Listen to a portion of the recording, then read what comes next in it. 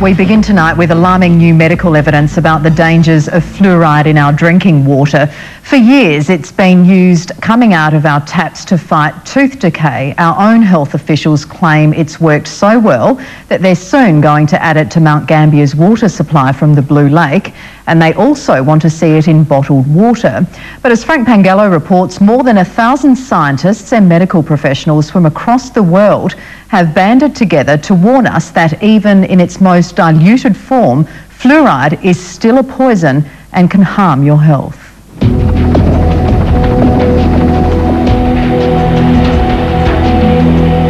This is one pollutant that we capture in the phosphate fertilizer industry, and having captured it, we can't dump it into the sea, but we put it into our own drinking water. It's extraordinary. Fluoride in our water supply is a very real and ever-present risk to our population at large.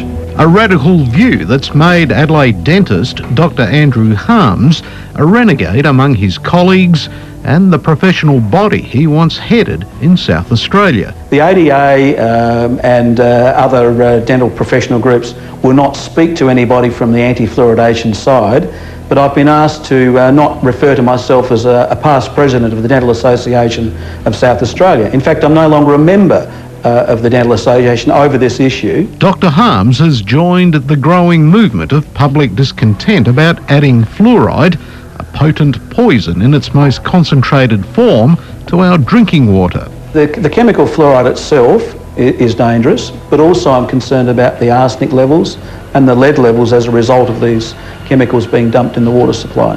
Lead levels?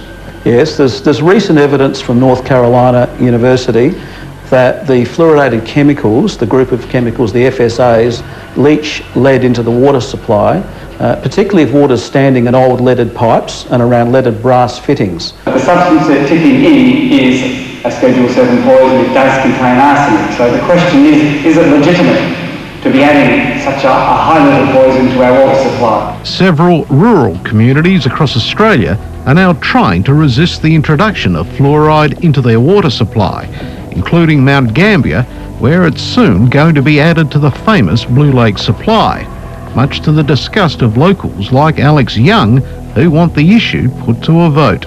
The government in all this campaign is going to rely on what's called the silent majority, and out of the 150 people that came last night, I noticed 2 people signed yes, they want fluoride. And to those 2 people I say thank you very much, because you have the balls to come and not be ashamed of your view. There are more political and commercial interferences than there are true science.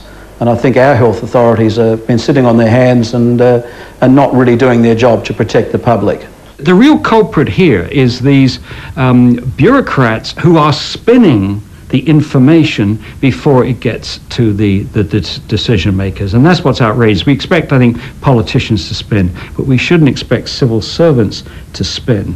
Fluoride's been added to our drinking water since the 1960s. The pro-fluoride lobby say it's been effective in reducing tooth decay. But overseas, alarm bells have been ringing about the health risks, some from credible scientific sources like Emeritus Professor Paul Connett. So here we got 1,100 scientists saying, we've read the scientific literature, we say there's a problem. And now what we should get from the other side is a very careful consideration of these reports and a scientific explanation. But we don't get that. All we get is a continuation of this propaganda, this simplistic PR. It's safe and effective, safe and effective, safe and effective. If they repeat it enough times with a white coat on it, everybody's supposed to believe them. In the US, worried health officials have even issued warnings about mixing baby formula with fluoridated tap water, but not here. And there's also concern about advice given by dentists that it's okay for kids to swallow toothpaste containing fluoride. For young children, recommending that they swallow their toothpaste is very, very poor advice. And dentists don't have it on their radar at the moment. I don't think they're taught the health dangers of fluoride. Fluoride is a very toxic chemical in its own right. Carmel Stringer is one of about 200,000 Australians who suffer serious allergic reactions to fluoridated water. In some people it could be fatal. If I'd continued, it could have killed me. She uses a reverse osmosis filter to remove the fluoride. Symptoms went almost immediately. It's a most unusual way to deliver medicine, to use the public water supply. Think about it. You can't control the dose that people are getting. You're forcing it on people that don't want it. You're giving it to everybody, whether they're very young, very old. Andrew Harms says Australians should also be wary of calls to add fluoride to bottled water. The issue is not so much the concentration of fluoride in the water, it's the dosage. So if people are drinking a lot of water, very quickly at 1 part per million, you can go over the established safety limits and be in high dosage areas. And therefore we can get these side effects.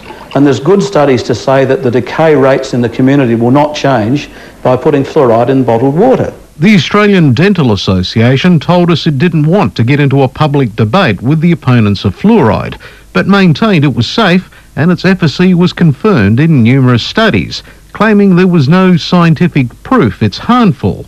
But Dr. Connett strongly challenges that. The only argument about this is whether we have an adequate margin of safety to protect people, all the people drinking fluoridated water at 1 part per million. And I would stake my scientific career on the fact that there is no adequate margin of safety. This was what Jason Armfield from the Australian Research Centre for Population Oral Health told us 3 years ago. Alzheimer's, birth defects, crime rates, you name it, there have been links brought up to it, but there's no proven scientific evidence for any of these links. In Australia, your health authorities, in any state or the federal health authorities, have never done health studies on fluoride, only on teeth, none of the other tissues.